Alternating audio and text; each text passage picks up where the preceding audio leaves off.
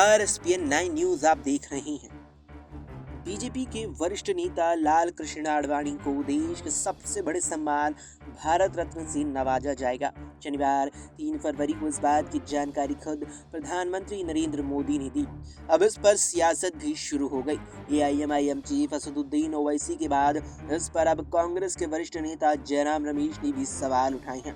जयराम रमेश का कहना है कि 2002 में जब गुजरात में दंगे हुए थे, उस दौरान गुजरात के मुख्यमंत्री नरेंद्र मोदी की कुर्सी जाने वाली थी, लेकिन बीजेपी के कद्दावर नेता लाल कृष्ण आडवाणी ने उनकी कुर्सी बचाई थी। झारखंड में देवधर के मोहनपुर में पत्रकारों से बातचीत करते हुए कांग्रेस नेता जयराम रमेश ने ये दावा किया।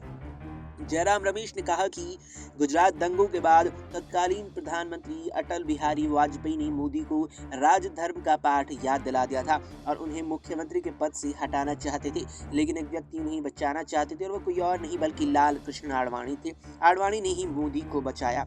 इसके साथ ही कांग्रेस नेता ने आडवाणी के बयान को याद करते हुए कहा कि आडवाणी ने मोदी को शानदार इवेंट मैनेजर बताया था। उन्होंने कहा कि 2014 के चुनाव से पहले गांधीनगर में आडवाणी जी ने कहा था कि नरेंद्र मोदी उनकी शिष्य नहीं बल्कि एक शानदार इवेंट मैनेजर हैं। कांग्रेस नेता ने कहा कि जब भी वो आडवाणी जी और मोदी जी को देखते हैं तो उन्हें ये दोनों चीजें याद आ जाती हैं। वहीं कांग्रेस नेता की इस टिप्पणी पर झारखंड बीजेपी के प्रवक्ता प्रतुल शाहदेव ने पलटवार करते हुए कहा कि प्रधानमंत्री नरेंद्र मोदी के शासन में योग्यता के आधार पर पुरस्कार दिए जाते हैं। ये सरकार कांग्रेस की सरकार से अलग है, जहां केवल सहयोगियों को पुरस्कार दिए जाते थे। उन्होंने कहा कि कांग्रेस नेता इस बदलाव को पचा नहीं पा रही, इसीलिए हताशा में ऐसे बयान दे रही है।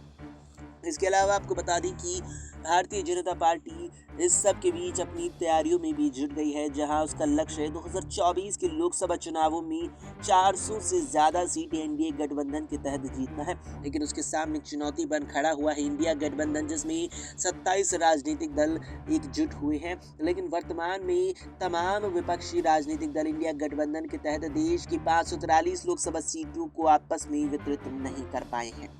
फिलहाल के लिए इस वीडियो में इतना ही। देश और दुनिया की तमाम खबरों के लिए आप देखते रहें एसपीएन 9 न्यूज।